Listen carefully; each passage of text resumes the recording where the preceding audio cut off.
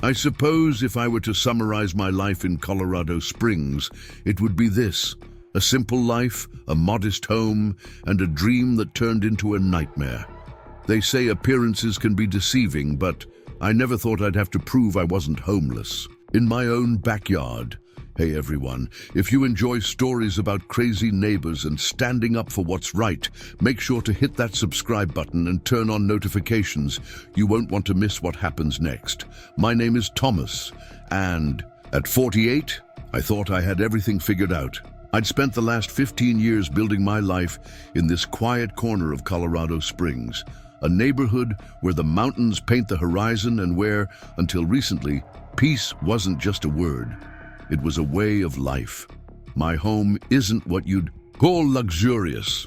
It's a modest two-bedroom ranch-style house with faded blue siding and white trim that could use a fresh coat of paint. But what it lacks in grandeur, it makes up for in character. I bought it back in 2009 when the housing market was still recovering from the crash.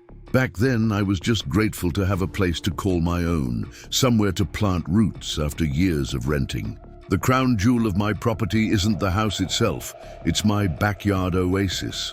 I'd spent years transforming what was once a patchy lawn into something special. There's a vegetable garden where I grow the best tomatoes in the neighborhood, if I do say so myself, and a collection of wind chimes that create the most soothing melody when the afternoon breeze rolls in from the mountains. But the real pride and joy, that would be my above-ground pool. It's not one of those fancy in-ground pools you'd find in the ritzy neighborhoods up north. No, this is a 24-foot round pool I installed myself 5 summers ago. I remember spending weeks getting the ground perfectly level, laying the base, and finally filling it with crystal clear water. Some might call it modest, but to me, it's paradise. My daily routine was simple but satisfying. I'd wake up with the sun, brew a pot of coffee in my trusty old Mr. Coffee machine, and spend the early morning hours tending to my vegetable garden. By mid-morning, I'd be in my pool, doing my daily laps, nothing fancy, just enough to keep this middle-aged body moving. Then, I'd spend an hour or so lounging on my deck chair, soaking up the Colorado sun, often with a good book in hand. The neighbors, at least the ones who'd been here as long as I had, were the kind of people who'd wave from their driveways and stop to chat about the weather or share extra vegetables from their gardens. There was old Mr. Rodriguez next door, who'd been here even longer than me and always had the best advice about dealing with the local wildlife, and Martha across the street, a retired school teacher who'd bring me her famous zucchini bread every summer. My job as a remote IT consultant meant I could work from home most days, taking calls and solving problems while enjoying the comfort of my own space. It wasn't glamorous, but it was stable, and it allowed me to live the quiet life I'd always wanted. Some might call it boring, but I called it perfect. I kept my yard neat, not immaculate like those magazine-worthy gardens you see in the suburbs, but tidy enough. The grass was always cut, the edges trimmed, and my flower beds, though simple, added splashes of color that made me smile every time I pulled into my driveway. Life had a rhythm here. The seasons would change, bringing their own unique beauty to our little corner of Colorado Springs. Spring meant watching the first crocuses push through the melting snow. Summer brought long days by the pool and fresh vegetables from the garden. Fall painted the nearby mountains in brilliant colors, and winter, though harsh at times, transformed the neighborhood into a peaceful wonderland.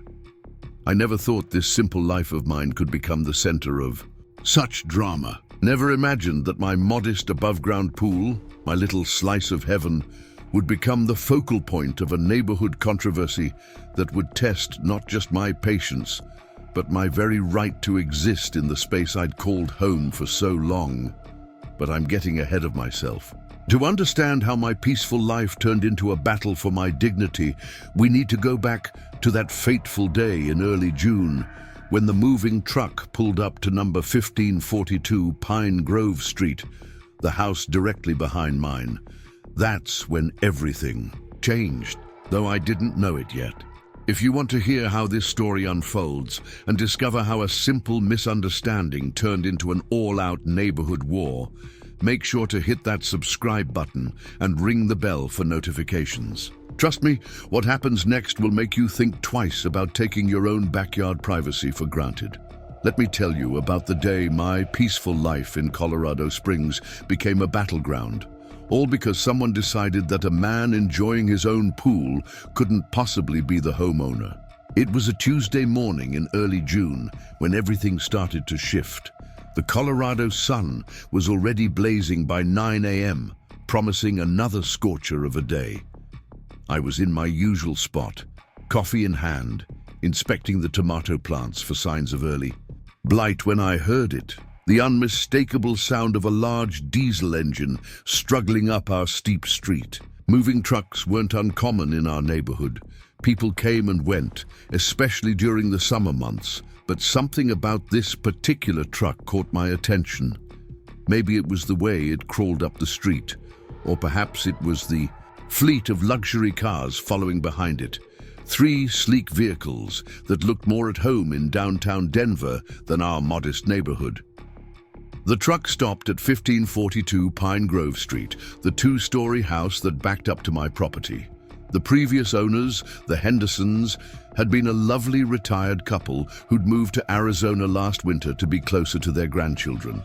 Their house had been on the market for months, its for sale sign becoming a familiar landmark in our neighborhood. I watched from behind my tomato plants as a team of movers in crisp uniforms, not your typical local moving company, began unloading what appeared to be designer furniture.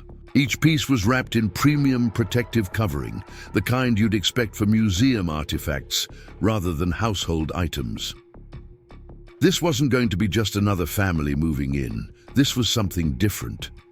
The first person to emerge from one of the luxury cars was a woman who looked like she'd stepped straight out of a real estate magazine. Victoria, I'd later learn her name, was probably in her mid-30s with perfectly styled dark hair and the kind of designer outfit that made you wonder if she'd gotten lost on her way to a corporate board meeting.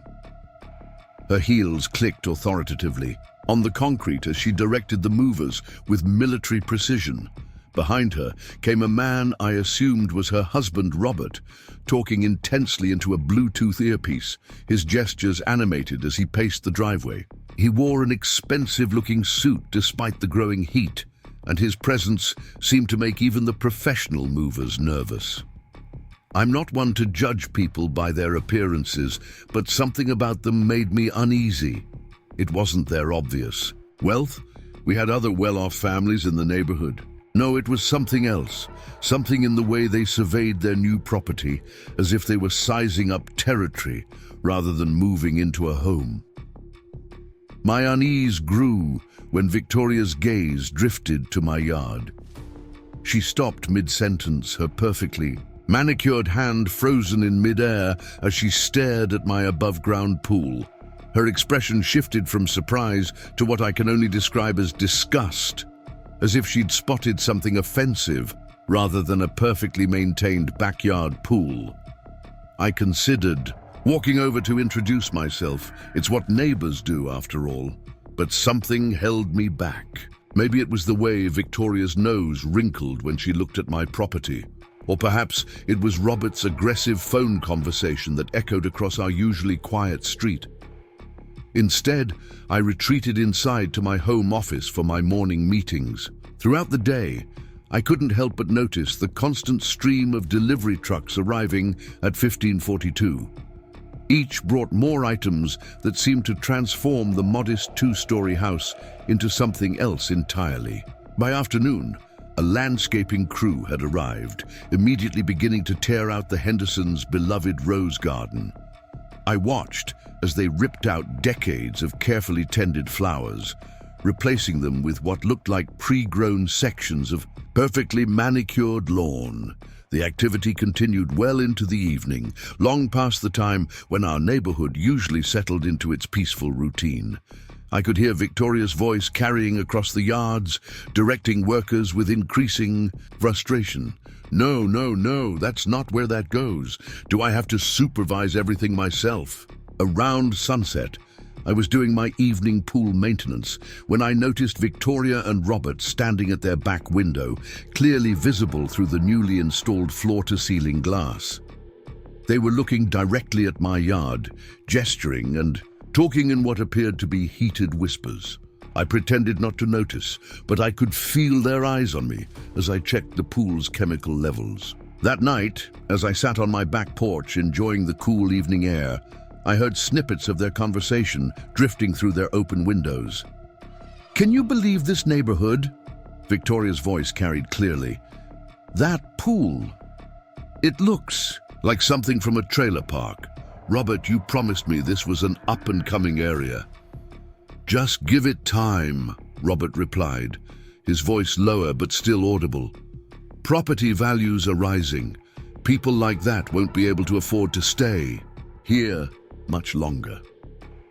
I sat there, stunned by their casual dismissal of their neighbors, of me. Preparing and narrating this story took us a lot of time, so if you are enjoying it, subscribe to our channel. It means a lot to us. Now back to the story. In all my years here, I'd never encountered such blatant snobbery. Sure, we'd had our share of disagreements between neighbors, but they'd always been about practical things like fence heights or overhanging tree branches, never about whether someone belonged in the neighborhood. The next morning, I woke to the sound of more construction. Victoria and Robert had apparently decided that their first priority was building a higher fence between our properties.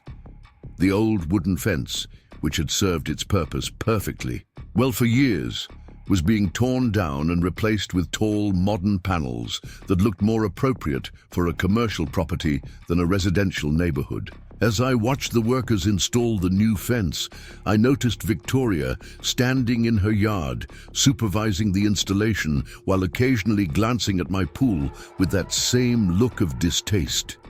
When she saw me watching, she quickly turned away, pulling out her phone and beginning what appeared to be an intense conversation. I had a sinking feeling that this was just the beginning.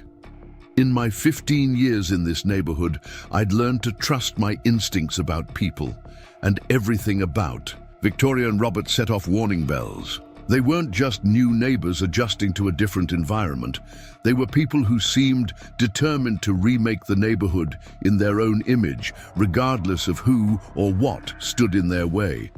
Little did I know that their fence was just the first step in what would become an increasingly hostile campaign, one that would eventually lead to police cars in my driveway and me having to defend my right to enjoy my own backyard. But those first few days, watching the transformation of 1542 Pine Grove Street, were like watching storm clouds gather on the horizon. You know the rain is coming, you just don't know how bad the storm will be. They say first impressions can be deceiving, but sometimes they're a perfect preview of things to come. My first real interaction with Victoria came 3 days after they moved in. And looking back, it was like watching the first scene of a horror movie. You know something bad is about to happen, but you're powerless to stop it. It was a Saturday morning, and the temperature was already climbing toward the mid-90s by 10 a.m. I'd just finished my morning routine of checking the pool chemistry and was about to start my weekend ritual of swimming laps when I heard Victoria's voice from behind. "The new fence. Excuse me." The words came sharp and clear, like a teacher calling out a misbehaving student. I turned to see her standing at the edge of her property, peering over her newly installed fence. She'd managed to make even weekend wear look expensive. Designer, yoga pants, and what appeared to be a silk blouse, her dark hair pulled back in a perfect ponytail. Being the neighborly person I'd always prided myself on being, I raised my hand in greeting. "Good morning. I'm Thomas. I've been meaning to come over and introduce myself properly." Victoria's expression remained unchanged, her perfectly shaped eyebrows arched in what I can only describe as calculated concern. "Yes, well, I wanted to talk to you about your swimming situation. She gestured vaguely toward my pool with one manicured hand. My swimming situation? I repeated genuinely, confused. The pool was immaculate. I just checked the chemical levels and the water was crystal clear. Yes, she continued, her voice dripping with false sweetness. You see, my husband and I have some concerns about the activities taking place in your backyard. We've noticed you spend an awful lot of time out here and, well, she paused, seemingly searching for the right words. We're worried about the neighborhood's image. I felt my face flush, partly from the rising heat and partly from the absurdity of the conversation. I'm not sure I follow. This is my backyard and this is my pool. I maintain it properly, and I've never had any complaints from other neighbors. Victoria's fake smile tightened. Listen, I don't mean to be rude, but this isn't exactly Beverly Hills. We paid a premium for this property, and we were assured this was an up-and-coming neighborhood. Having someone...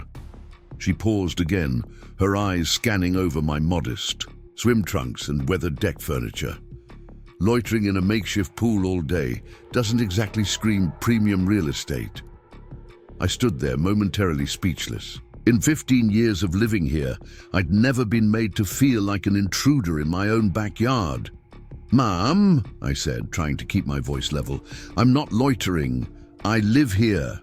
This is my property. She laughed, a short, dismissive sound that set my teeth on edge. Right. And I suppose that's why you're out here all day, every day. Normal people have jobs, you know. I do have a job, I replied, my patience wearing thin. I work from home as an IT consultant. Not that I need to explain myself to you. IT consultant. She repeated the words as if they tasted bad. How convenient. Listen, I'm trying to be nice about this. We have friends coming over later, and I'd rather not have to explain why there's a... She waved her hand in my direction again. Situation next door. Before I could respond, Robert appeared behind her. He was dressed in golf attire that probably cost more than my monthly mortgage payment. Everything okay here, honey? He asked, though his eyes were fixed on me with an expression that was anything but friendly. I was just explaining to our neighbor about our concerns, Victoria said, emphasizing the word neighbor in a way that made it clear she didn't believe I was one. Robert stepped forward, placing his hands on the fence. Look, buddy, he said, his voice carrying that particular tone of someone used to getting their way. We're trying to bring some class to this neighborhood. Why don't you do everyone a favor and keep your activities to a minimum? I felt my face growing hotter, and it had nothing to do with the sun. These activities you're referring to are me enjoying my own property. I've lived here for 15 years, maintained my home, and never had any issues with neighbors before. 15 years? Victoria's eyebrows shot up even higher. That's impossible. This house, that pool. She shook her head. Robert, didn't the realtor say this was a respectable area? I can assure you, I said, my voice growing firmer, that this is a respectable area. And yes, I've owned this home for 15 years. I have every right to be here and to use my pool as I see fit. Robert's expression darkened. Listen here, but I'd had enough. No, you listen. I've been nothing but patient, but I'm not going to stand here and be insulted in my own backyard. If you have actual concerns about the neighborhood, I suggest you bring them up at the next homeowners association meeting. Otherwise, I'd appreciate it if you'd let me enjoy my Saturday in peace. Victoria's face flushed red. Well, I never, she sputtered. Robert, did you hear how he spoke to me? We'll see about this, Robert said, his voice cold. Come on, Victoria. We have more important things to deal with. He led his wife away, but not before giving me one last look that clearly said this wasn't over. As I watched them retreat into their house, I couldn't shake the feeling that this encounter was just the beginning. I'd dealt with difficult neighbors before, but something about Victoria and Robert was different. They weren't just unhappy with my pool or my presence, they seemed personally offended by my very existence in their vicinity. I tried to go about my usual Saturday routine, but their words kept echoing in my head. The way they'd looked at my pool, my home, at me, as if we were all somehow beneath them. As if my 15 years of building a life here meant nothing compared to their 3 days of residence. That evening, as I sat on my deck watching the sunset paint the Colorado sky in brilliant oranges and pinks, I heard them hosting their gathering. The sounds of clinking glasses and forced laughter drifted over the fence, along with snippets of conversation that made my blood boil. "Oh, you wouldn't believe what we have to deal with next door," Victoria's voice carried clearly. "It's like having a public pool in our backyard. We're already looking into our options." I went inside earlier than usual that night, but sleep didn't come easily. Something told me that Victoria and Robert weren't the type to let things go, and their definition of looking into our options probably meant trouble for me. I just didn't realize yet how far they were willing to go to get their way. Over the next 2 weeks, what had started as an uncomfortable encounter evolved into something far more unsettling. The tension in the air was as thick as the Colorado summer heat, and every day brought new signs that Victoria and Robert were escalating their campaign against my peaceful backyard existence. It began subtly enough. I noticed Victoria would appear at her back window whenever I was in the pool, phone in hand, seemingly documenting my every move. At first, I tried to brush it off. Maybe she was just obsessed with social media or taking photos of her new backyard. But there was something deliberate about the way she positioned herself, something calculating in her movements. My morning routine, once a source of joy and relaxation, became an exercise in anxiety. Every splash in the pool, every creak of my deck chair seemed to draw her attention. I caught her numerous times photographing or filming me, and when she noticed me watching, she'd just smile, that cold, calculating smile of hers, and continue unabated. One morning, I was doing my usual lap swimming when I heard Robert's voice carry across the yard. He was on his phone, speaking loud enough that I knew he wanted me to hear. "Yes, I understand property values are important to everyone in the neighborhood. That's exactly why I'm concerned. No, I can't believe it either. It's like having a public pool next door. Who knows who might be using it?" The implications were clear. They were trying to paint me as some sort of neighborhood nuisance, but their tactics didn't stop there.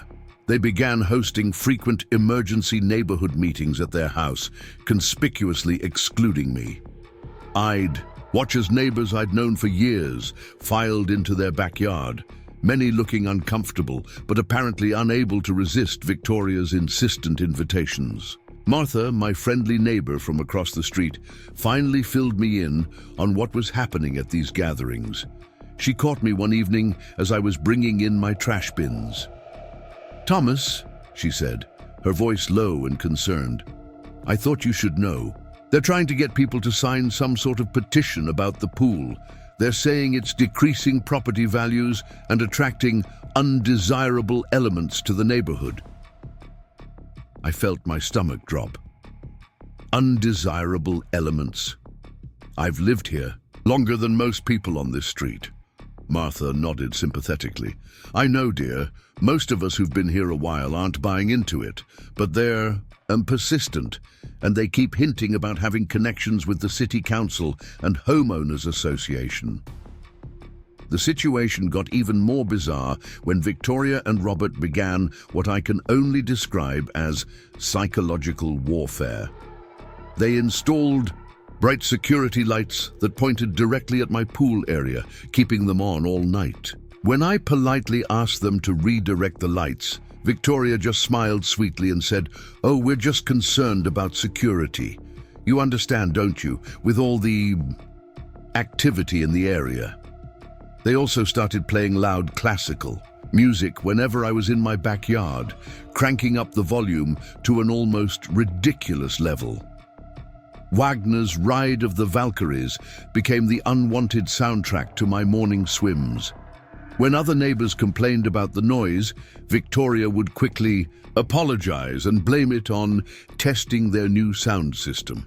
Things took an even darker turn when I began finding anonymous notes in my mailbox.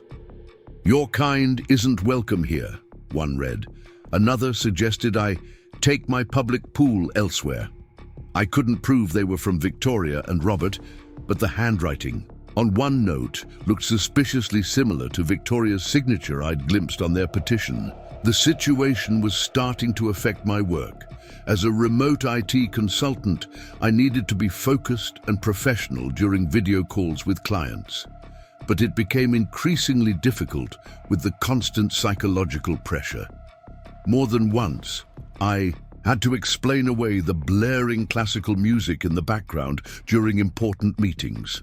My daily routine became a careful dance of avoidance. I started checking through my windows before going out to the pool, trying to time my swims when Victoria and Robert seemed to be away. But they seemed to have an uncanny ability to appear just when I thought the coast was clear. One particularly hot afternoon, I was skimming leaves from the pool when I overheard Victoria on the phone, her voice carrying clearly over the fence. "Yes, code enforcement? I'd like to report a possible violation. There's this pool situation next door. No, I don't think it's properly permitted. And frankly, I'm concerned about the type of person who spends all day lounging around in their backyard. No, I've never seen him leave for work." I gripped the pool skimmer tighter, trying to maintain my composure. The irony wasn't lost. On me, I was being painted as suspicious for working from home by people who seemed to have endless time to monitor my every move. The neighborhood dynamics were shifting too.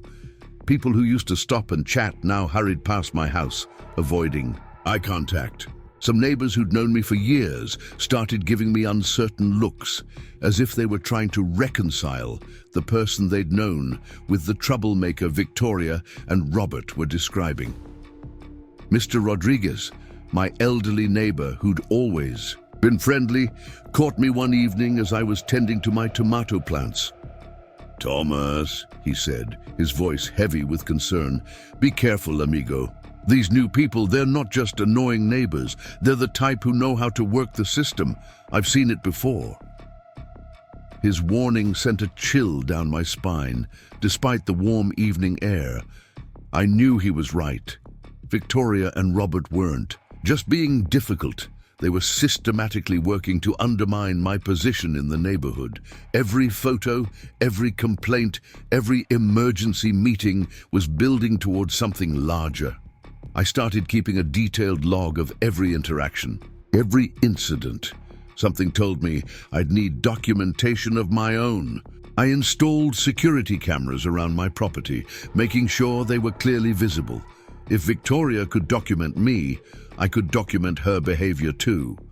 But nothing could have prepared me for what happened next. The following weekend, as I was enjoying my morning coffee by the pool, I noticed an unusual number of cars parking along our street. Victoria and Robert were hosting another gathering, but this one felt different. There was a purpose to the way people were arriving, a tension in the air that made my skin prickle. Through my security camera feed, I watched as Victoria addressed the group gathered in her backyard.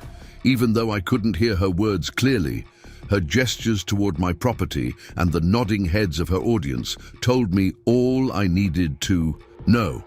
They were planning something, and whatever it wasn't going to be good. Little did I know that this gathering would set the stage for the most humiliating and infuriating confrontation yet. One that would finally force me to take a stand and fight back against their increasingly aggressive campaign to drive me out of my own home. The confrontation I'd been dreading finally came on a sweltering Sunday afternoon.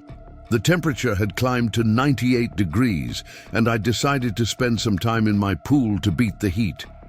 It was around 2 p.m. when I heard the unmistakable sound of sirens in the distance, growing louder as they approached our street. At first, I didn't think much of it. Emergency vehicles occasionally passed through our neighborhood en route to somewhere else, but when I heard the vehicles slow down and stop, followed by car doors slamming, my heart sank. Somehow, I knew. This had Victoria and Robert written all over it. I was right in the middle of my pool when two police officers appeared at my back gate. Behind them I could see Victoria and Robert standing in their yard, trying and failing to hide their smug expressions. Several other neighbors had emerged from their homes, drawn by the commotion. "Sir," one of the officers called out, "could you please step out of the pool?"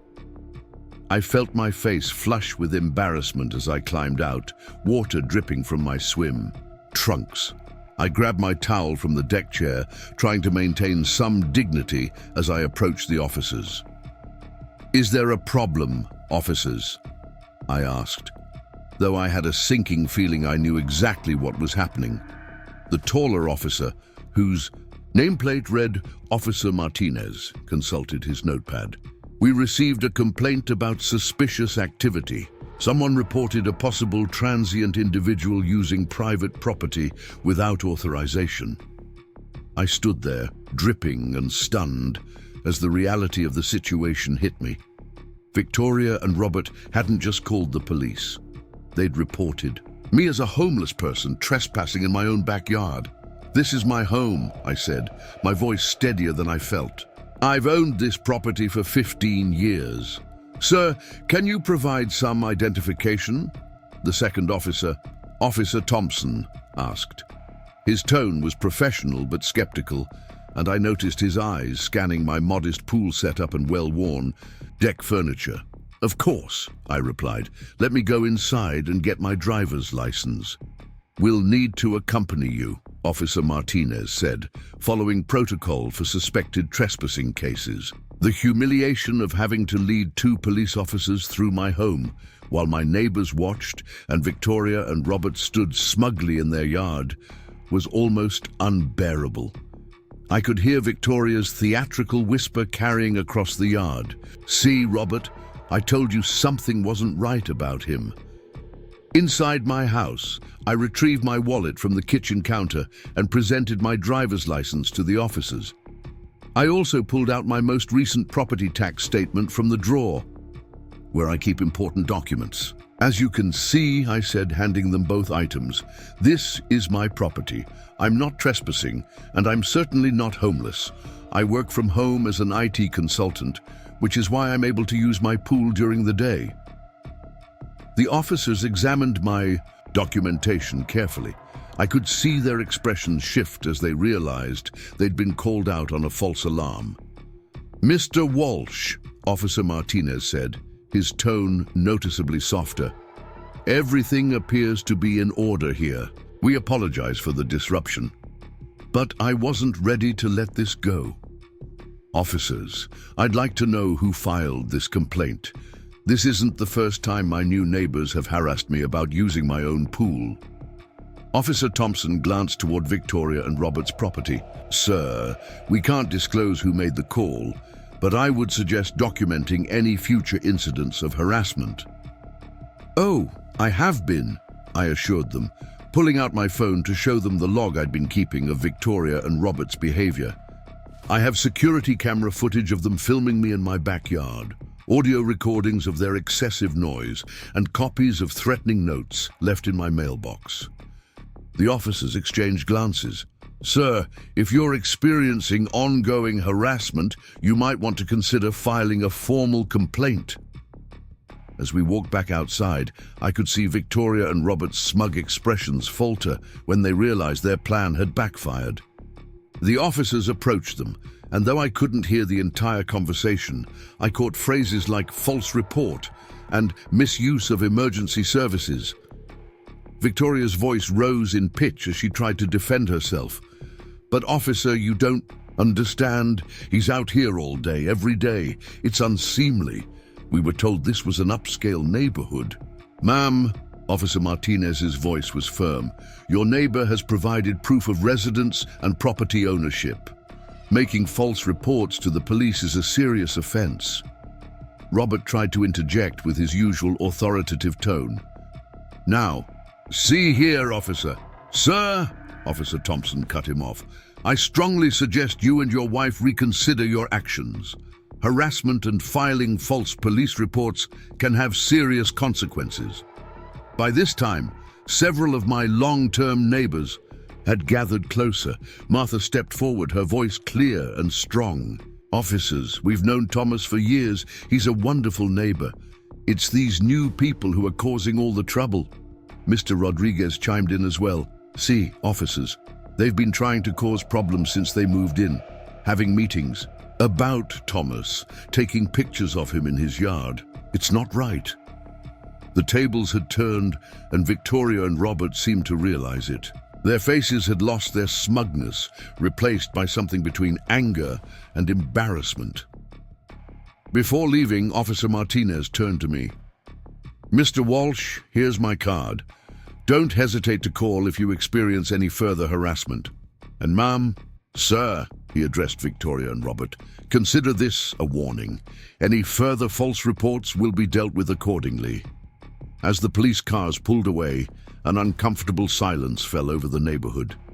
Victoria and Robert retreated into their house, but not before Victoria shot me a look of pure venom. The other neighbors lingered for a moment, several of them coming over to express their support. "Thomas, this has gone too far," Martha said, patting my arm. "You need to take action before they try something else." She was right, of course. This incident had crossed a line. Being subjected to their surveillance and gossip was one thing, but having the police called on me in my own backyard, that was another level entirely. As I went back inside to change out of my wet swim trunks, I knew this wasn't over. Victoria and Robert had shown their hand. They were willing to go to extreme lengths to drive me out, but they'd also made a crucial mistake. By involving the police, they'd given me documented proof of their harassment. That evening, as I sat at my computer researching local attorneys, I could hear Victoria and Robert arguing in their backyard.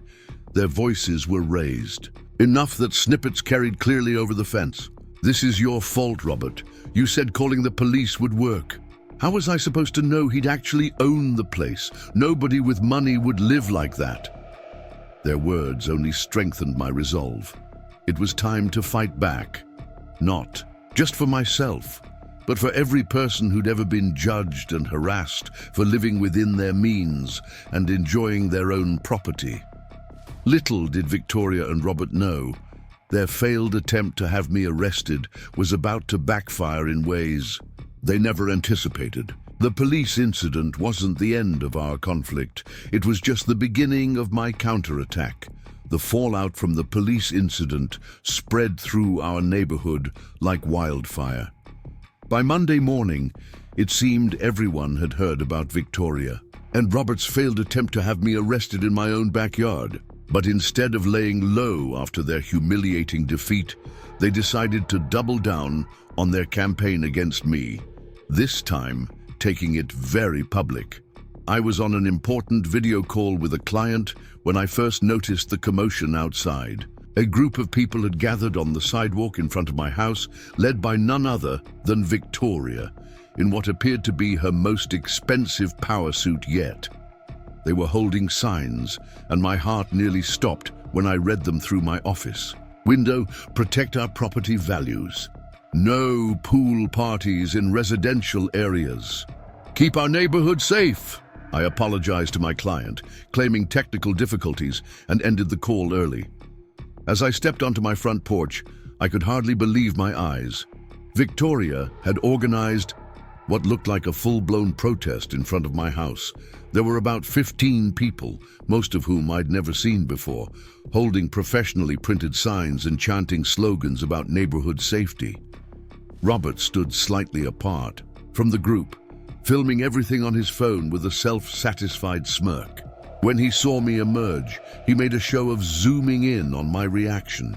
This is what happens when you refuse to maintain appropriate community standards, Victoria announced loudly, clearly playing to her audience and to Robert's camera. She was wearing a wireless microphone, her voice amplified through a small portable speaker.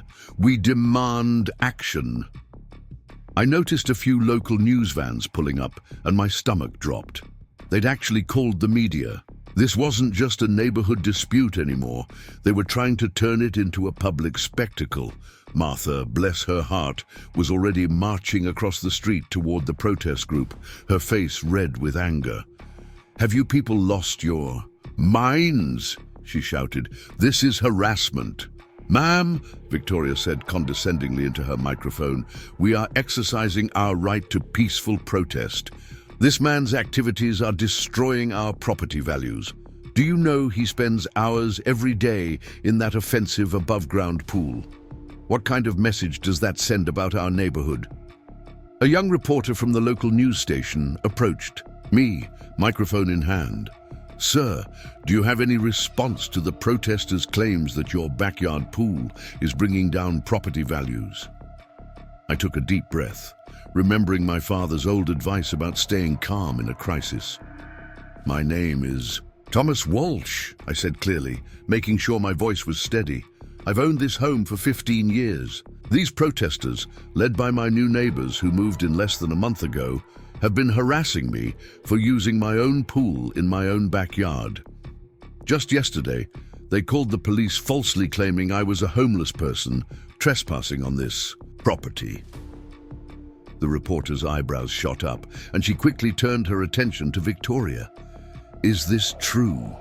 Did you call the police on your neighbor for using his own pool?"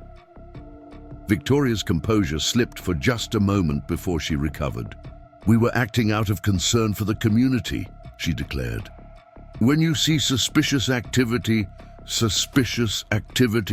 Mr. Rodriguez's voice boomed from his driveway. He was walking over with a thick folder in his hands. "You want to talk about suspicious activity? I have pictures of you photographing and filming your neighbor in his backyard. I have recordings of you blasting music to harass him. That's suspicious activity." More neighbors were emerging now, drawn by the commotion. To Victoria's obvious dismay, most of them were coming to stand by my side. Even Mrs. Chen, who rarely got involved in neighborhood disputes, came out to show her support. Thomas helped. My grandson set up his computer for online classes during the pandemic, she announced to the gathered crowd and news cameras. "He shovels my walkway every winter without being asked. These people don't know anything about our neighborhood."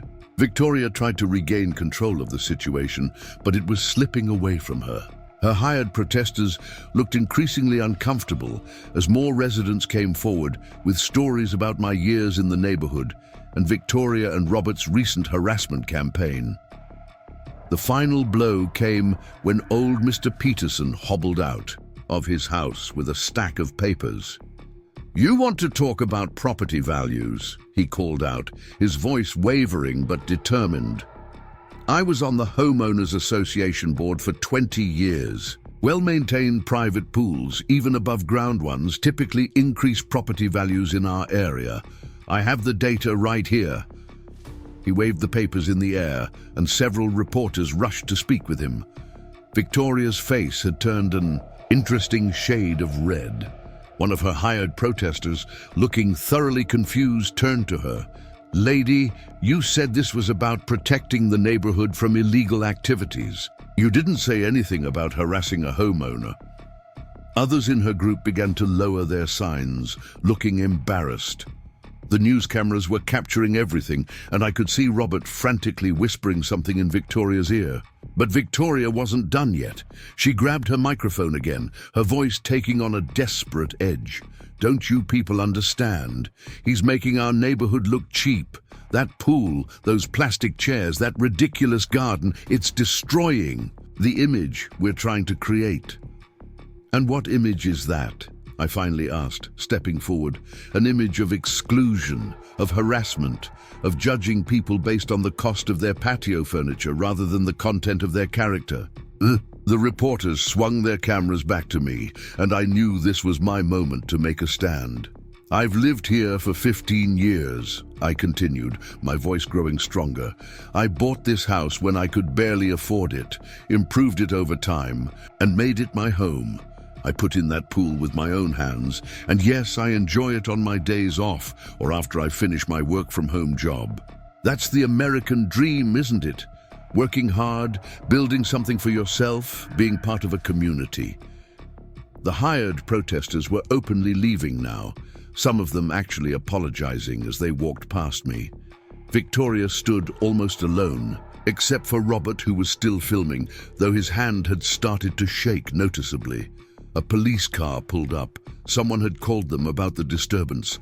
Officer Martinez from yesterday stepped out, took one look at the scene, and shook, his head in disbelief. "Mrs. Patterson," he addressed Victoria, "I believe we had a conversation yesterday about harassment."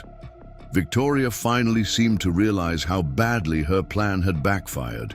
Her protest had turned into a neighborhood rally in my support, complete, with news coverage of her increasingly unhinged behavior.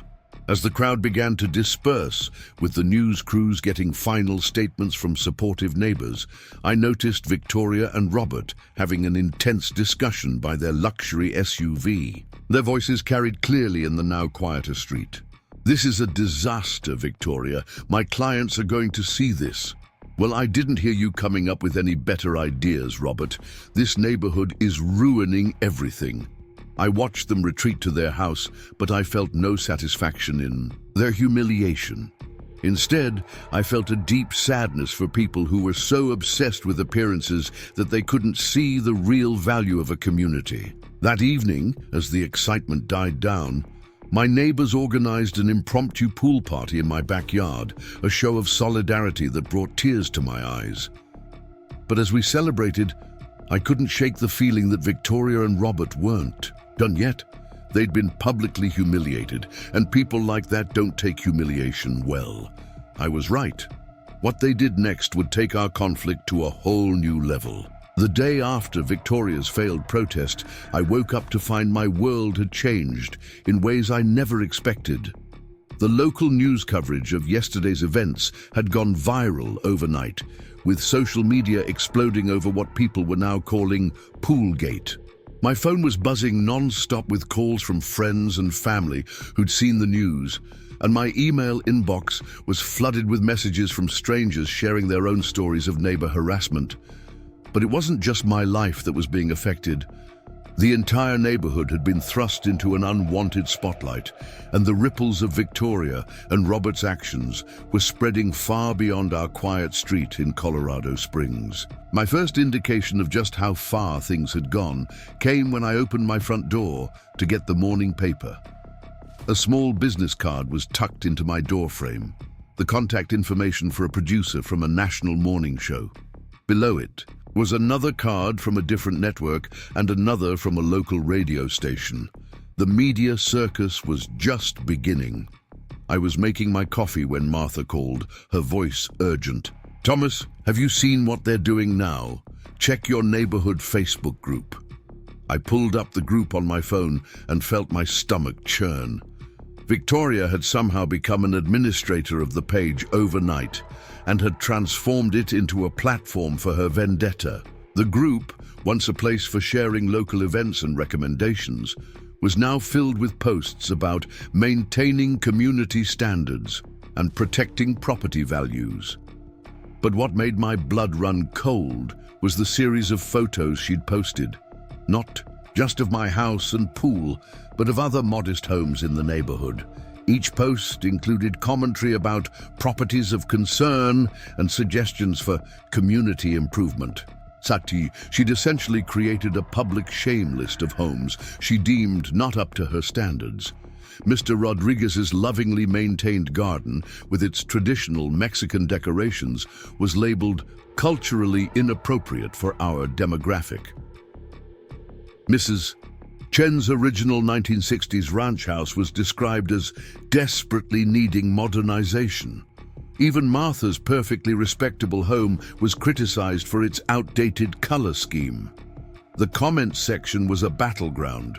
While many neighbors defended each other and pushed back against Victoria's elitism, there were also concerning comments from people outside our community supporting her views. Some even suggested organizing a larger protest to clean up the neighborhood. Around mid-morning, I received an unexpected visit from James Cooper, our longtime mail carrier. "Thomas," he said, looking troubled, "I thought you should know. There's a letter-writing campaign going on. I've never seen anything like it." He showed me his mail bag, which was stuffed with identical envelopes addressed to various county offices and the Homeowners Association. Through the thin paper, I could see they all began with the same phrase: formal complaint regarding property at... Victoria and Robert had apparently been busy organizing more than just their failed protest. They'd created a template letter for people to send, demanding stricter enforcement of property codes and the creation of new regulations about acceptable outdoor recreational equipment. The situation got even more complicated when I arrived. At my local coffee shop for my usual afternoon work session, the barista, Jake, who'd known me for years, pulled me aside. "Hey, Thomas, I thought you should know. Some lady came in here this morning handing out these flyers." He showed me a professionally printed flyer with my address and pool clearly visible in a photo. The text below read, "Is your neighborhood at risk? Join the Community Standards Protection Alliance today," complete with a QR code linking to a website Victoria had apparently created overnight. By early afternoon, the impact had spread beyond our immediate neighborhood. Local real estate agents were receiving calls from worried homeowners about property values. The Homeowners Association's phone line was jammed with calls. Even the local police department had to issue a statement asking people to stop calling about non-emergency neighborhood disputes. The most surreal moment came when I received a call from my supervisor at work. "Thomas," she said, sounding concerned, "we've received some interesting emails about you." My heart sank. "Let me guess. They're about my pool." "Actually, they're demanding we verify your employment status. Someone is suggesting that you're falsely claiming to work from home to justify suspicious behavior in your backyard. Don't worry," she added quickly. "We're not taking it seriously. In fact, our legal department is already preparing a cease and desist letter for the sender." But the real shock came when I checked my mailbox that afternoon. Inside was a thick envelope from a law firm representing the newly formed Community Standards Protection Alliance, Victoria's organization. The letter inside was a formal notice demanding I cease and desist all activities that diminish neighborhood aesthetic values, specifically listing my pool usage, garden maintenance, and visible outdoor recreational activities. The letter was followed by a detailed list of suggested improvements that included replacing my above-ground pool with an in-ground model at my expense, repainting my house in approved colors, and submitting any outdoor activities to a community review board for approval. The absurdity of it all would have been laughable if it weren't so concerning. Victoria and Robert had managed to turn a simple neighborhood dispute into a crusade that was affecting not just me, but the entire community.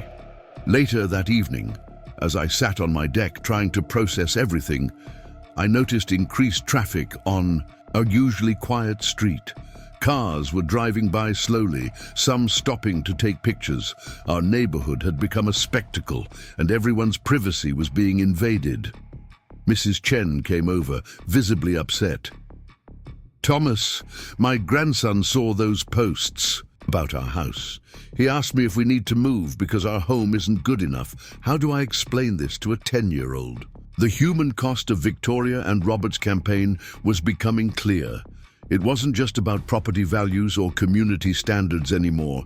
It was affecting real people, families who'd lived here for years, children who'd grown up here. Mr. Rodriguez joined us, bringing his homemade salsa as he always did when things got tough. You know what's ironic? he said, setting the jar on my deck table. They talk about property values, but their actions are doing more damage than any above-ground pool ever could. Who wants to buy a house in a neighborhood known for this kind of drama? He had a point. Victoria and Robert's crusade was having the opposite effect of what they claimed to want. Their attempts to protect the neighborhood were actually threatening its stability and sense of community.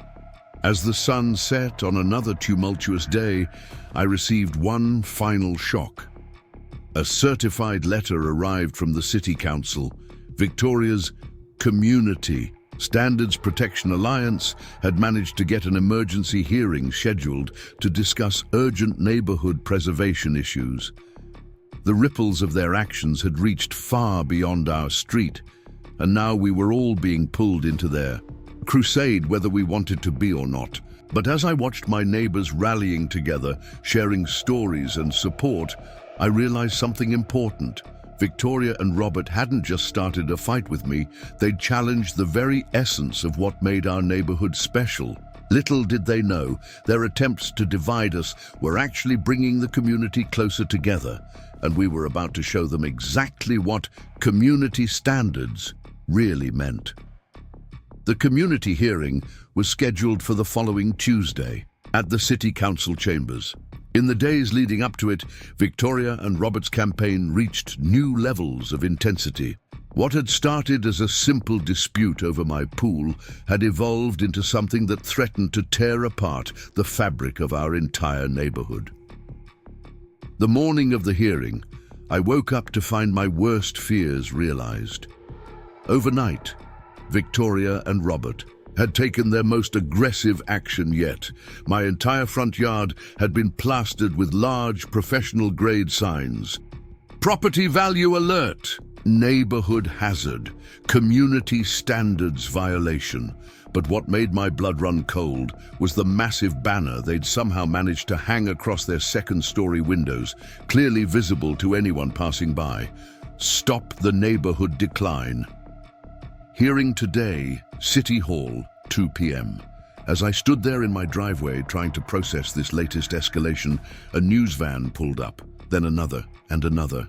Victoria had turned this into a media circus, and my quiet life was now the top story on local morning news. "Mr. Walsh!" A reporter approached, microphone extended. "How do you respond to allegations that your property is bringing down neighborhood values?" The Community Standards Protection Alliance claims they have evidence of a 15% decline in property assessments since you installed your pool. Before I could respond, I heard a familiar voice behind me. "That's absolutely false." It was Sandra Thompson, our local real estate agent for the past 20 years, walking purposefully toward us with a folder tucked under her arm. "I saw this nonsense on the news and came straight over. I have the actual property value assessments right here." Victoria emerged from her house at that moment, impeccably dressed in what appeared to be a new designer suit, Robert trailing behind her with his ever-present phone camera. "Oh, how convenient," she called out, her voice dripping with sarcasm. "Another defender of mediocrity." Sandra turned to face the news cameras directly.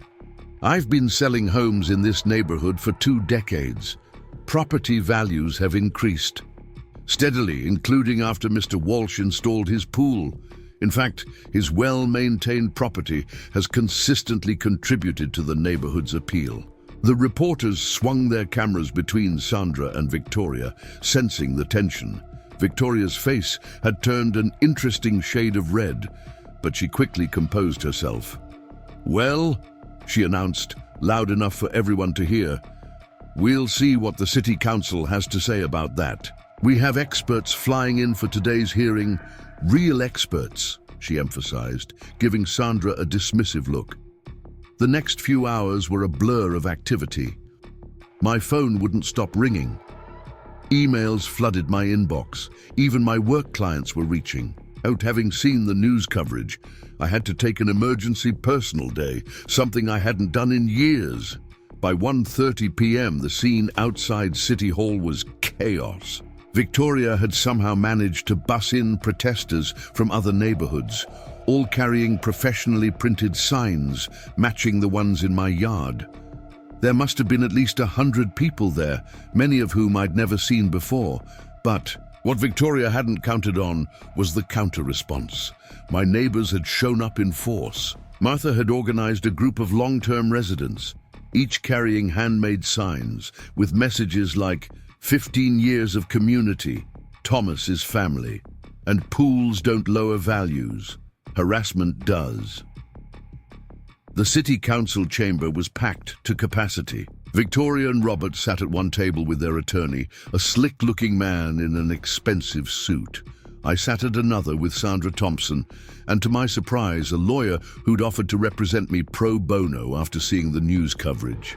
The hearing began with Victoria's experts presenting their case.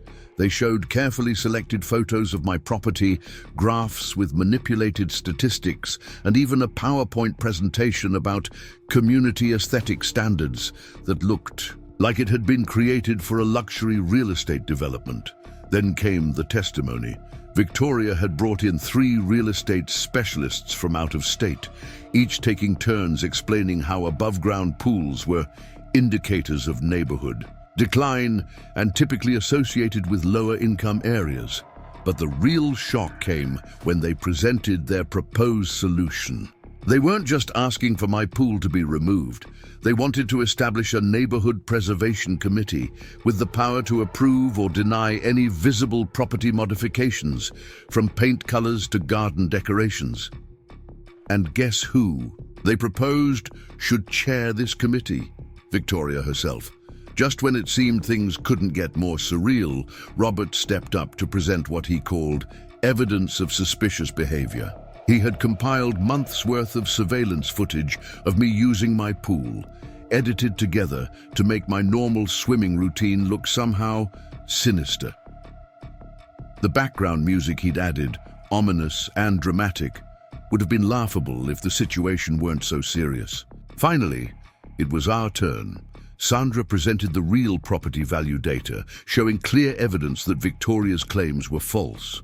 Then, one by one, my neighbors stood up to speak. Mr. Rodriguez talked about how I helped him maintain his property after his hip surgery. Mrs. Chen described how I taught computer skills to seniors at the community center. Martha brought up my years of volunteer work with the local food bank. But the most powerful testimony came from an unexpected source. Jason, a teenager from 2 streets over, asked to speak. "Mr. Walsh's pool is where I learned to swim," he said, his voice shaking slightly. "My family couldn't afford lessons or pool memberships, but he let me use his pool every summer. Now I'm on the high school swim team." The city council members exchanged glances.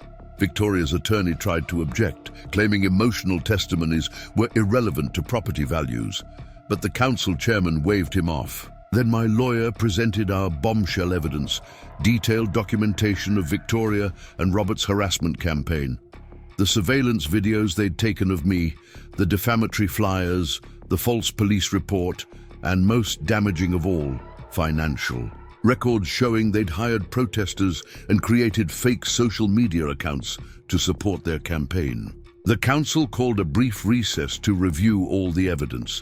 During the break, I overheard Victoria and Robert arguing intensely in the hallway.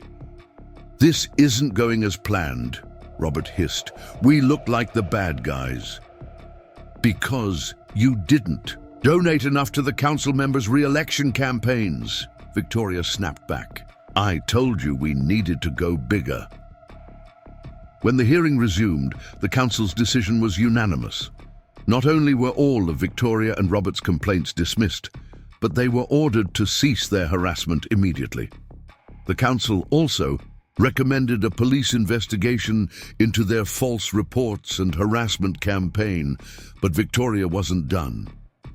As the chamber cleared out, she approached me, her face contorted with rage. "This isn't over," she spat. "We're going to appeal. We'll take this all the way to the state level if we have to. You have no idea who you're dealing with." She was right about one thing. It wasn't over. because what Victoria and Robert did next would finally push things past the point of no return, leading to consequences even they couldn't buy their way out of. In the aftermath of the city council hearing, I discovered something remarkable. While Victoria and Robert's campaign had sought to isolate me, it had actually brought together a community stronger than I'd ever known existed. Support began pouring in from unexpected places, and allies emerged from every corner of our neighborhood and beyond. The morning after the hearing, I was having my usual coffee on the deck when Martha came hurrying over, waving a thick manila envelope. "Thomas, you need to see this," she said, slightly out of breath. "Remember my daughter, the one who works for the state attorney's office? She's been doing some digging." Inside the envelope was a stack of documents that made my eyes widen. Victoria and Robert's Community Standards Protection Alliance wasn't just a hastily created neighborhood group, it was part of a larger pattern. They'd pulled similar stunts in 3 other communities across 2 different states, always targeting middle-class neighborhoods on the verge of gentrification. "They're professional property flippers," Martha explained, spreading the papers across my deck table. "They buy into modest neighborhoods, harass long-term residents until they sell under market value, then flip the properties for massive profits. They've done this before, Thomas." As we pored over the documents, Mr. Rodriguez came over with his morning coffee to join us, a new routine that had developed during this ordeal. He'd brought another surprise visitor, his son Miguel, a local journalist who'd been following the story. "Dad told me everything," Miguel said, pulling out his notebook. "I've been investigating similar cases across the state. You're not alone, Mr. Walsh. These people are part of a bigger problem." Throughout the day, more neighbors stopped by, each bringing their own piece of the puzzle. Mrs. Chen arrived with her grandson, Kevin, a tech-savvy college student who'd been monitoring Victoria and Robert's online activities. "Look at this," Kevin said, opening his laptop. "They've been running a sophisticated social media campaign, using bot accounts to spread their message. I've tracked dozens of fake profiles they created to support their cause. That's not just unethical, it could be illegal." By midday, my backyard had transformed into an impromptu command center. Sandra Thompson, our real estate agent, had brought over years' worth of property records, demonstrating how Victoria and Robert's claims about property values were completely fabricated. "But here's what's really interesting," Sandra said, pointing to a complex web of LLC names and property transactions. "They're not just flipping houses, they're manipulating entire neighborhoods. They create artificial panic about property values, pressure people to sell low, then resell at inflated prices once they've forced out enough original residents." The breakthrough came when Lisa Parker, a quiet woman from 3 doors down who worked as a paralegal, arrived with a bombshell. "I pulled some court records," she said, laying out another stack of documents. "They've been sued before for similar behavior, but they always settled out of court with strict confidentiality agreements. That's why no one connected the dots, until now." As our group grew, so did our understanding of what we were really dealing with. Victoria and Robert weren't just difficult neighbors. They were calculating predators who had turned harassment into a business model. But they'd made a crucial mistake this time. They'd chosen a neighborhood that refused to be torn apart. By late afternoon, we had unexpected visitors from other communities where Victoria and Robert had operated. Mark and Susan Chen, no relation. Our Mrs. Chen had driven 2 hours from Boulder after seeing the news coverage. They'd been victims of a similar campaign 2 years ago. "We gave up," Susan admitted, tears in her eyes. "We sold our house for way below market value just to escape the harassment. We've regretted it ever since. But you're fighting back, and we want to help." More survivors of Victoria and Robert's previous schemes came forward throughout the day, Each story was different, but the pattern was the same: systematic harassment, manipulation of local regulations, and pressure to sell at deflated prices. What emerged was a picture of a sophisticated operation that had been running for years. Victoria and Robert would buy properties in targeted neighborhoods, then use a combination of legal pressure, social media manipulation, and old-fashioned harassment to drive out long-term residents. Once they controlled enough properties, they'd flip them for significant profits. But their scheme had a weakness. It relied on isolation. It worked when each victim felt alone, overwhelmed by the resources Victoria and Robert could bring to bear. It fell apart when communities stood together. By evening, my modest backyard had become something of a war room. Lawyers offered pro bono services, tech experts analyzed digital evidence, journalists compiled timelines, real estate professionals tracked property transactions. Even local politicians, sensing the shifting winds, began reaching out to offer support. The most touching moment came when elderly Mrs. Wilson from the end of the street hobbled over with her ancient laptop. "I may not understand all this legal stuff," she said, "but I've been keeping a diary of everything I've seen and heard since they moved in. Every nasty comment, every threatening gesture. Maybe it'll help." That simple diary, it turned out, would become crucial evidence.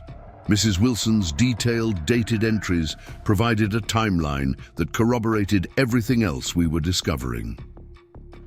As the sun set on that remarkable day of community solidarity, Martha summarized what we were all feeling. They thought they could divide and conquer us. Instead, they've united us like never before. But our newfound unity was about to be tested. That evening, as most of our impromptu strategy team was heading home, a fleet of expensive cars pulled up to Victoria and Robert's house. Men in suits emerged, carrying briefcases and looking serious. "They're lawyers," Lisa the paralegal observed grimly. "Looks like they're bringing in the big guns." We watched as Victoria greeted them at the door, her familiar smug expression back in place. She made a show of pointing at my house, then at other homes in the neighborhood. Even from a distance, her message was clear. The battle was far from over. But this time, we were ready. This time we had something Victoria and Robert hadn't counted on: a united community armed with the truth about their operations. As our group dispersed that evening, there was a sense of purpose in the air. We weren't just fighting for my pool anymore. We were fighting for every community these predators had ever targeted. Little did Victoria and Robert know, their biggest mistake wasn't choosing to target me or my pool. Their biggest mistake was underestimating the power of a community that refuses to be bullied into submission. The next morning, I woke up to find a line of black SUVs parked along our street. Victoria and Robert's legal team had arrived in force, and they meant business. But we were ready for them, thanks to our own strategic preparations from the previous day. I was just finishing my morning coffee when my doorbell rang. Opening it, I found myself face to face with a man in an impeccably tailored suit who introduced himself as James Morgan, lead counsel for the Community Development Initiative. Apparently, Victoria and Robert's operation had already rebranded itself overnight. "Mr. Walsh," he said, his voice smooth as silk, "I believe we can resolve this situation amicably." He held out a thick envelope. "My clients are prepared to make this problem go away. Quite generously, I might add." Before I could respond, Martha's voice rang out from across the street. "Don't touch that envelope, Thomas." She was striding toward us, followed by her daughter Sarah from the state attorney's office and our own legal team that had assembled yesterday. The look of surprise on James Morgan's face was priceless. He clearly hadn't expected to find himself faced with a prepared opposition.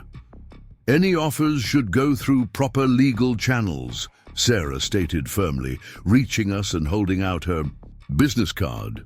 "I'm sure you understand, given the pending investigation into your client's pattern of harassment and market manipulation." Morgan's confident smile faltered slightly. Pattern of, I'm not sure what you're implying, but my clients are simply concerned citizens trying to protect their investment. Really? Miguel Rodriguez stepped forward, digital recorder in hand.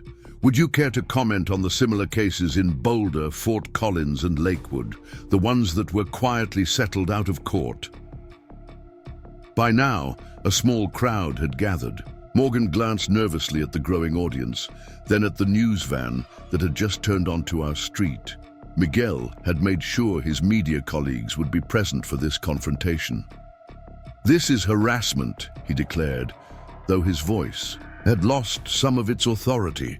My clients will not be intimidated by these baseless accusations. Harassment. Mrs. Chen's grandson Kevin spoke up, his laptop open. Like creating fake social media accounts to spread false information about residents, or hiring protesters to create artificial community outrage. I have the digital evidence right here, including financial transactions, linking it all back to your clients. Morgan's professional demeanor cracked further. He hadn't expected this level of organization from what he'd probably assumed would be an easy target. Just another neighborhood to steamroll. The real turning point came when Sandra Thompson arrived with representatives from the State Real Estate Commission. We've been reviewing your client's property transactions, she announced. The pattern of artificial market manipulation is quite clear. The commission is very interested in discussing this further. Morgan retreated to his SUV, already on his phone. Through the tinted windows, we could see him engaged in an animated conversation, presumably with Victoria and Robert. While we waited for their next move, our team gathered in my living room, which had become our de facto headquarters. Lisa, our paralegal ally, had prepared detailed dossiers on every aspect of Victoria and Robert's operation. They typically target neighborhoods like ours, she explained, pointing to a map marked with their previous locations. Established communities with strong ties but modest homes, they create artificial crises, drive down property values through orchestrated campaigns, then buy up properties at deflated prices. But this time, they made a crucial mistake, Sarah added. They left a paper trail.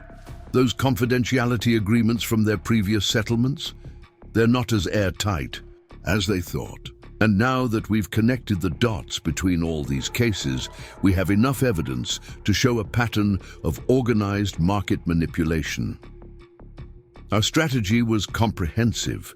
Miguel's media contacts ensured the story would get proper coverage, not just locally but nationally. Kevin's technical evidence demonstrated the sophisticated nature of their social media manipulation. Sandra's real estate commission investigation threatened their entire business model. By mid-afternoon, Victoria and Robert finally emerged from their house, looking significantly less polished than usual.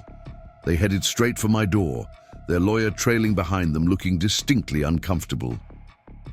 "Fine," Victoria snapped, as soon as I opened the door. "What do you want? Name your price to end this."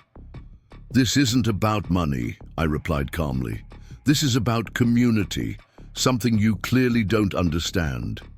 "Everyone has a price," Robert interjected. "Just tell us what it'll take to make you and your little neighborhood watch group back off." Martha stepped forward. "We want you to make this right. Not just here, but everywhere you've done this. Every neighborhood you've targeted, every family you forced out, they all deserve restitution." Victoria laughed, but it sounded hollow.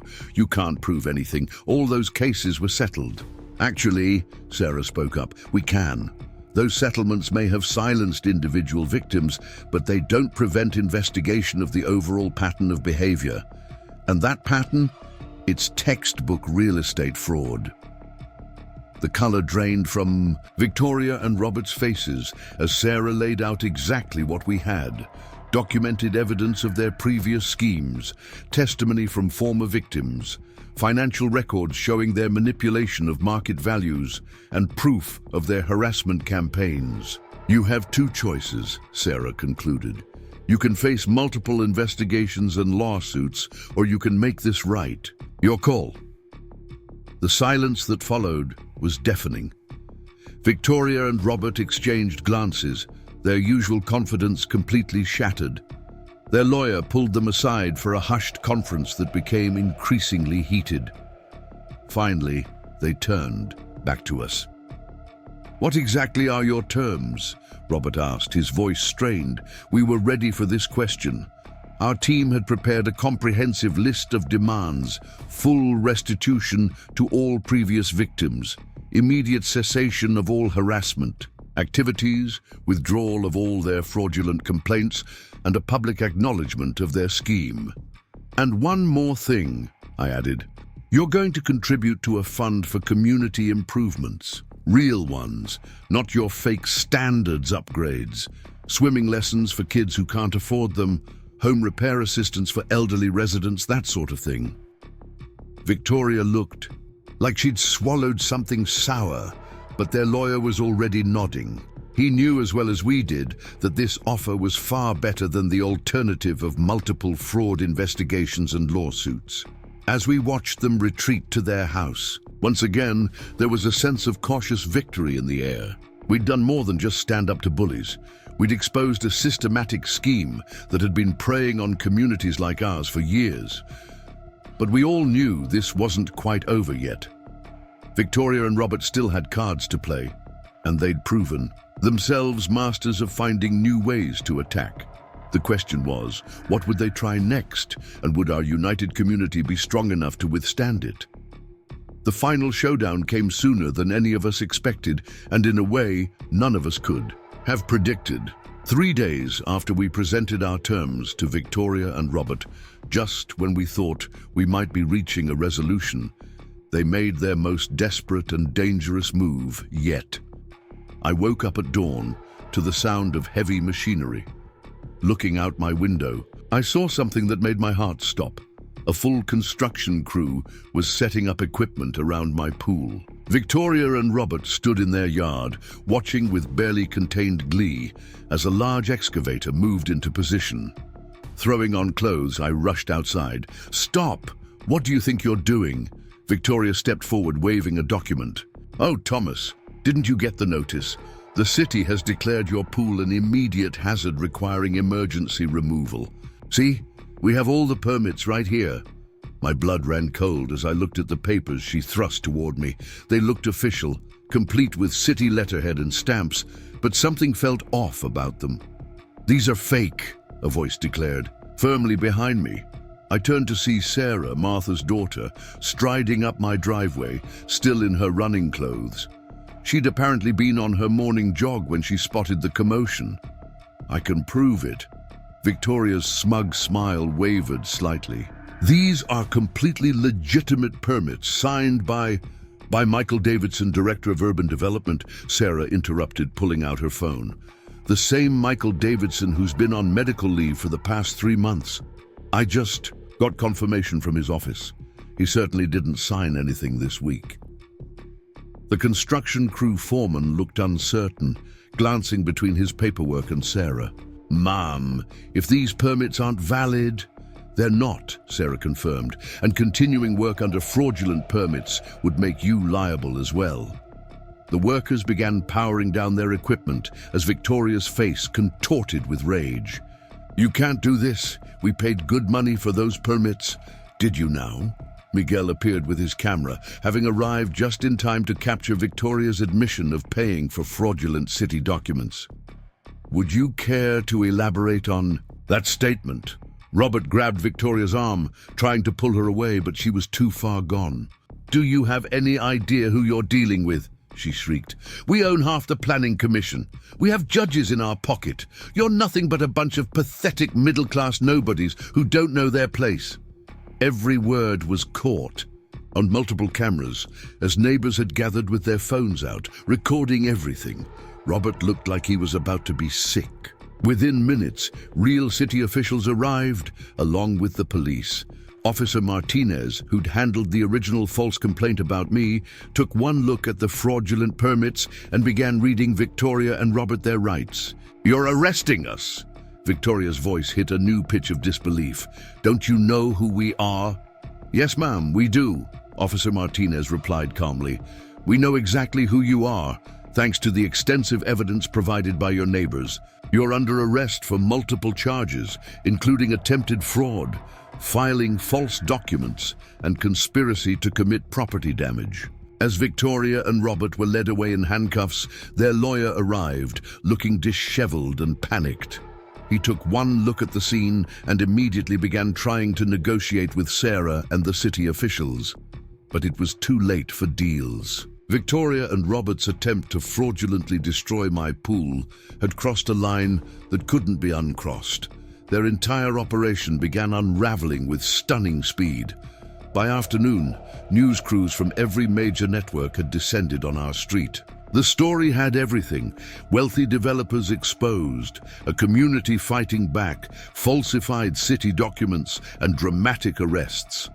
But the real bombshells were just beginning to drop. State investigators, armed with the evidence we'd gathered, executed search warrants on Victoria and Robert's multiple properties. What they found was staggering. Detailed playbooks for targeting neighborhoods, lists of corrupt officials on their payroll, and records of dozens of families they'd forced out of their homes through their harassment campaigns.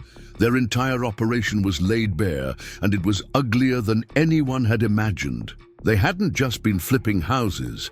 They'd been systematically destroying communities for profit, using a network of corrupt officials and fraudulent documents to get their way. The district attorney called a press conference right there, on our street. Standing in front of my now famous pool, she announced a full investigation into what she called one of the most extensive real estate fraud schemes we've ever uncovered. But the most powerful moment came when former victims began arriving. Families from all over the state, people who'd been forced out of their homes by Victoria and Robert's tactics, came to tell their stories. Our quiet street became a gathering, a place for healing and justice. Mrs. Chen organized a community potluck right there in my backyard. Dozens of families, both from our neighborhood and from communities Victoria and Robert had previously targeted, shared meals and stories. My modest above-ground pool, the symbol that had started it all, became a symbol of something else: resistance against greed and corruption. The final nail in Victoria and Robert's coffin came when their own employees started talking. Their former assistant, granted immunity by the DA's office, revealed how they'd selected targets, which officials they'd bribed, and how they'd manipulated property values. Their entire business model was exposed as a criminal enterprise. By sunset, Victoria and Robert's lawyer had given up trying to negotiate. Instead, he was cooperating with prosecutors, trying to save himself from being implicated in their crimes. The Community Standards Protection Alliance was revealed as a shell company used to launder money and hide their activities.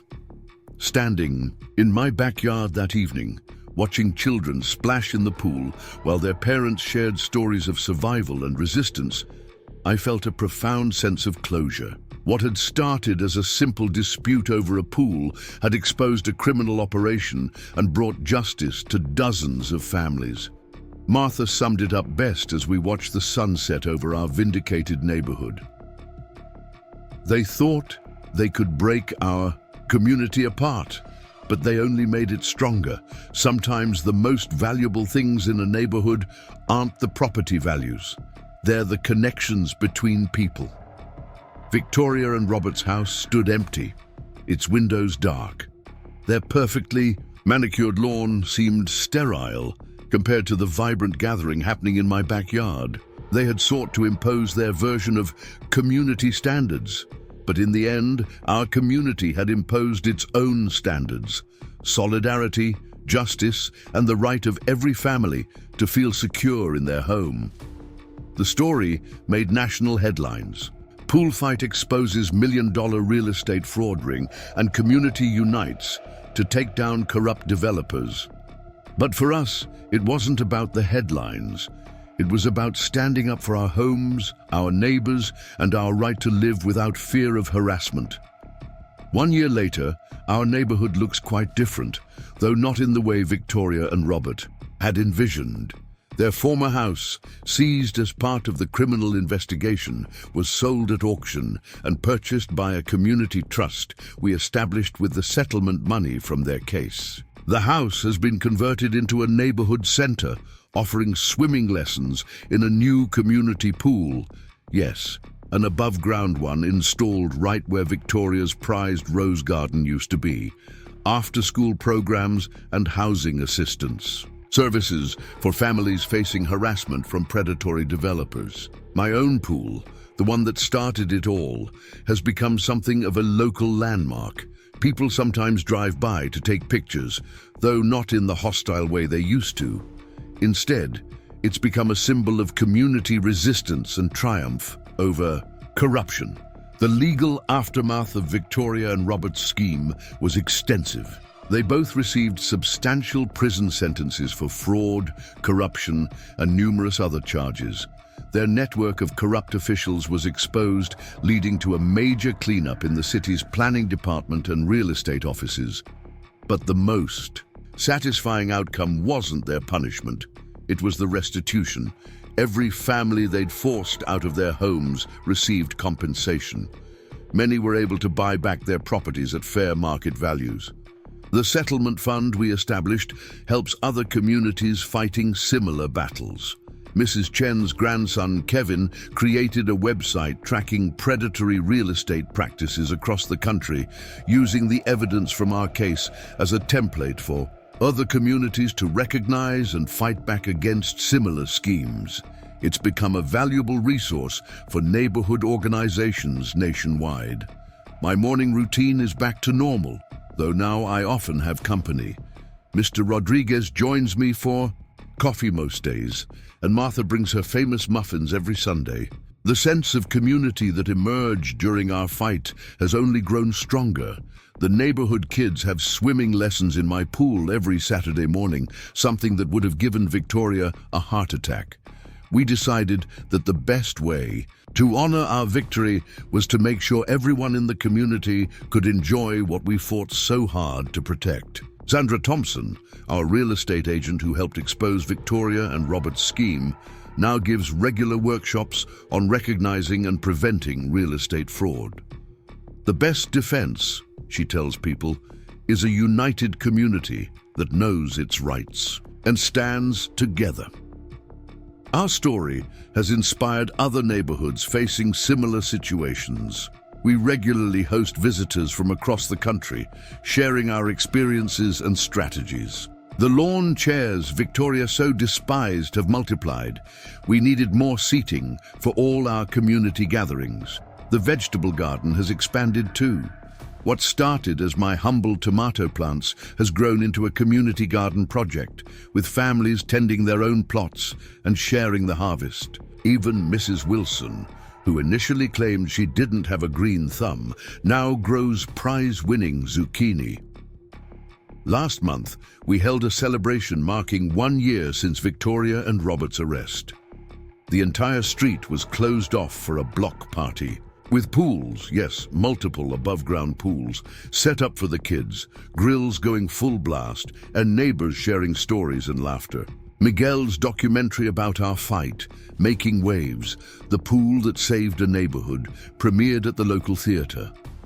It's being used as a teaching tool for community organizations and law enforcement agencies investigating real estate fraud.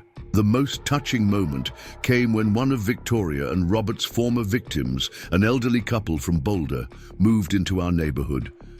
"We lost our community once," they told us. "We never thought we'd find another one. But this place, this is what a real community looks like." Our homeowners association has been completely restructured, with a focus on preserving the character of the neighborhood while ensuring it remains accessible to families of all income levels. The community standards now emphasize things like helping neighbors in need and maintaining the spirit of inclusivity we fought so hard to protect. As for me, I still enjoy my morning swims and afternoon lounging by the pool. But now, I appreciate these moments even more, knowing how close we came to losing not just a pool, but an entire way of life. Every splash, every laugh, every neighborhood. Gathering is a reminder of what we fought for and won. Sometimes, when I'm floating in my pool on a quiet evening, I think about Victoria and Robert. Their mugshots occasionally resurface in the news as their case continues to lead to other investigations and arrests. Their perfect community vision turned out to be nothing but a fraudulent facade, while our real community, imperfect, diverse, and strong, continues to thrive. Just last week, a reporter asked me if I ever considered giving in, just selling my house and moving away when the pressure was highest. Looking at my pool, my neighbor's kids playing in the yard, and the vibrant community we've built, I couldn't imagine having made any other choice. This isn't just a story about a pool anymore. It's a story about what happens when people stand together against intimidation and greed. It's about the real meaning of community standards, not the artificial ones imposed by outsiders, but the genuine bonds that form when neighbors unite to protect their homes and their way of life. Up next, you've got 2 more incredible stories waiting for you right on your screen.